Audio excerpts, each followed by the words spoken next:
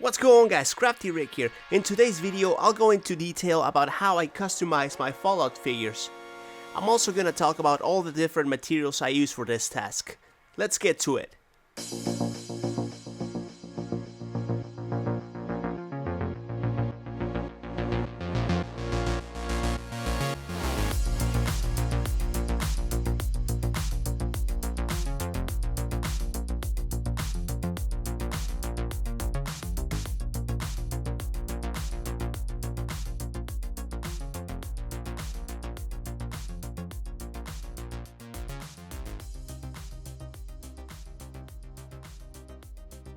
First things first, whenever I'm building custom figures of this scale, I tend to look for something that is easily adaptable to the intended final product.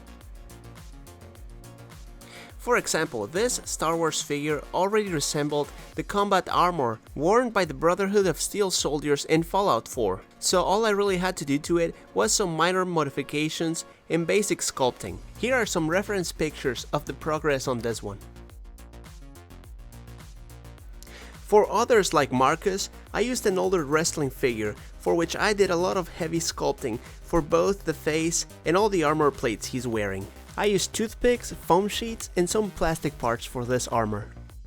As far as all the dogmeat variants, I've used these German Shepherd figurines. They only required basic sculpting, unlike the custom Rex I made some time ago. You can watch the video of how I made them, I'll leave a link here on the screen.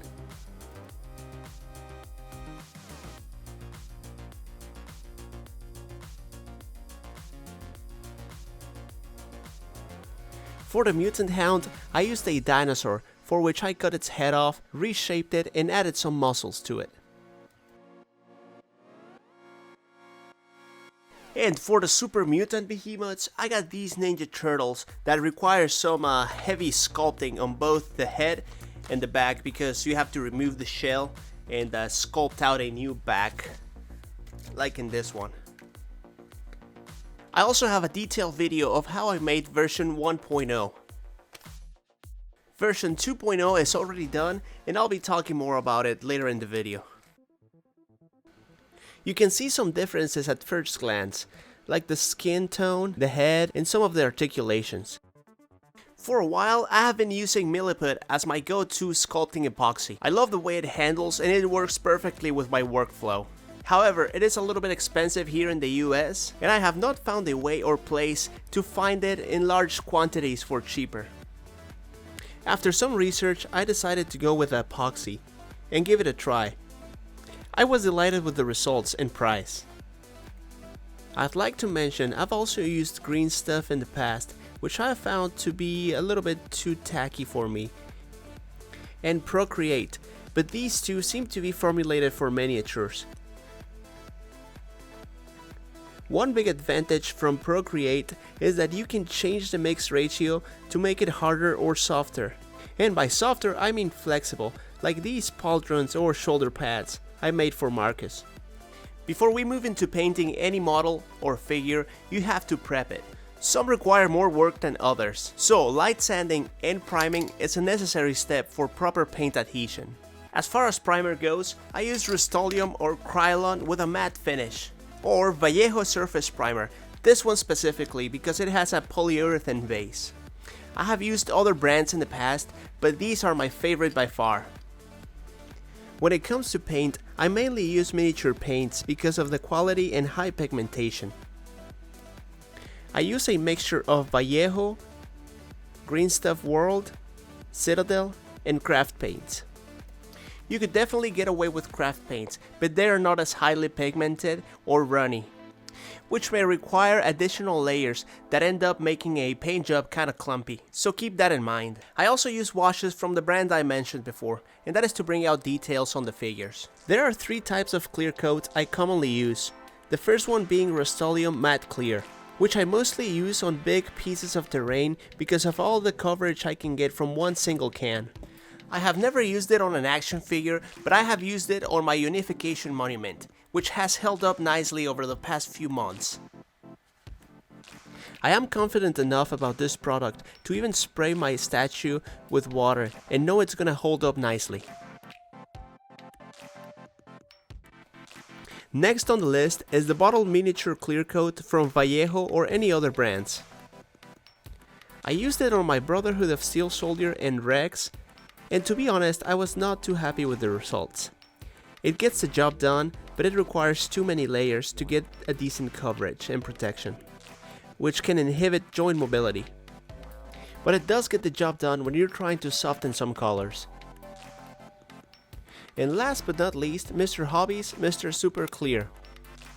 I got the matte version and I used it on my Marcus and Super Mutant Behemoth. I am extremely happy with the results.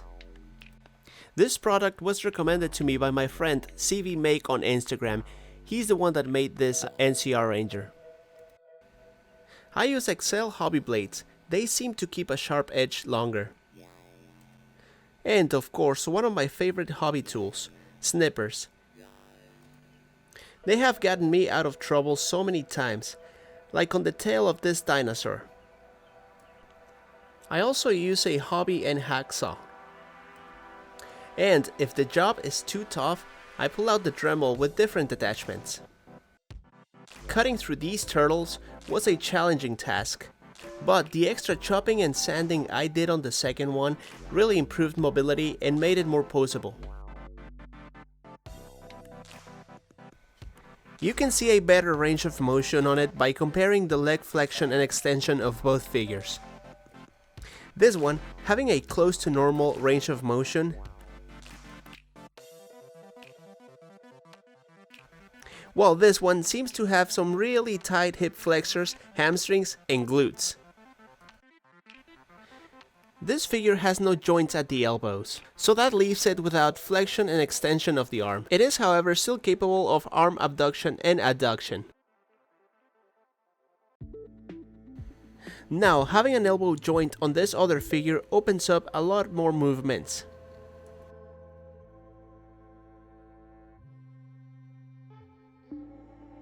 Which are internal and external rotation of the shoulder and arm flexion and extension. I was lucky enough to have two joints that fit perfectly in his arms. You can't really see it here, but I also modified the ankle joints. This adds medial and lateral rotation, as well as plantar and dorsiflexion. And of course, I spent a lot more time sculpting the face on this one. Made it look like the ones from Fallout 3. Those are the basics of my whole custom figure making process.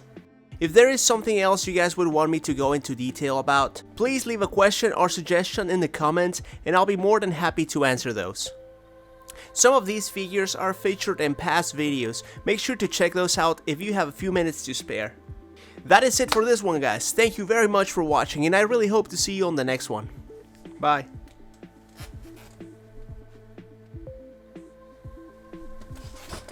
Before you go, here's a preview of what I'm working on next.